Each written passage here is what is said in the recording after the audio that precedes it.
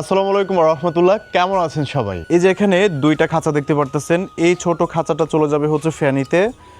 দেখেন খাঁচাটা কত সুন্দর, এখানে মাচার মধ্যে নেট দেওয়া হয়েছে, মলগুলো নিচে পড়ে যাবে। তো দেখেন কতটা সুন্দর, এবং আমাদের এই খাঁচাগুলো কিন্তু সম্পূর্ণ নাট বল্টু সিস্টেম। হ্যাঁ, দেখেন প্রত্যেকটা জায়গার মধ্যে নাট বল্টু লাগানো হয়েছে। তো যার ফলে যখন আপনার বাড়িতে মুরগি থাকবে না, তখন আপনি এই খাঁচাগুলো খুলে রাখতে পারবেন, এবং যখন মুরগি হবে তখন আবার ফিটিং করে মুরগি রাখতে পারবেন, অনেক বছর ব্যবহার করা যাবে। এবং এখানে নিচে যে খাঁচাটা দেখতে পারতেছেন, এটার দৈর্ঘ্যে আছে 4 ফিট, প্রস্থে আছে হচ্ছে 1.5 ফিট। দেখায় আমি, এটা কিন্তু এখনও প্রস্তুত হয় নাই, মানে সম্পূর্ণ এখন হয় নাই, কিছু কাজ বাকি আছে।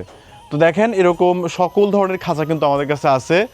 আর এই জায়গায় একটা জিনিস দেখাই, মানে বৃষ্টির জন্য পুরো বাড়ির অবস্থা একেবারে খারাপ। এটা হচ্ছে আমাদের মিনি খাঁচা। হ্যাঁ, মিনি খাঁচাটা, তো এটাকে একটু পরিবর্তন করে বড় করে আমরা করছি কি আপনার এই খাঁচাটা তৈরি করেছি। হ্যাঁ, এই খাঁচাটা তৈরি করেছি, একটু বড় করে দিছি যাতে করে বাচ্চাগুলো আরও কয়েকদিন থাকতে পারে। আমাদের এখানে মুরগির বাচ্চাগুলোকে একটু দেখায় আপনাদের।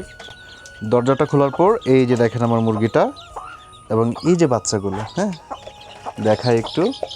এই যে দেখেন বাচ্চাগুলো কত সুন্দর, প্রত্যেকটা বাচ্চা কিন্তু সুস্থ আছে। হ্যাঁ দেখেন, সকলে মাশাআল্লাহ বলে যাবেন, যাতে আল্লাহ তাদেরকে ভালো রাখে, কারো যাতে নজর না লেগে যায়। আর আমার পুকির বাচ্চাগুলো তো অনেকটা বড় হয়ে গেছে বুঝছেন। আর একটু দেখায় আপনাদের, দরজাটা খোলার পরই তারা মনে করে তাদেরকে খাবার দিতে আসছি। তারা আজকে ভয় পাইতেছে কে? এই যে দেখেন তারা কতটা বড় হয়েছে মাশাআল্লাহ।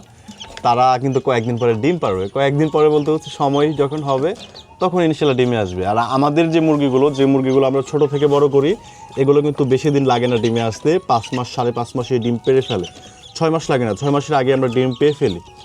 এখানে সম্ভবত একটা মোরগ আছে আর 4টা মুরগি। দেখেন তো এখানে মোরগ কয়টা আর মুরগি কয়টা? আমার কাছে তো লাগতেছে শুধুমাত্র একটা মোরগ আর 4টা মুরগি। এরকমটা হইলে অনেকটা বেশি ভালো হবে।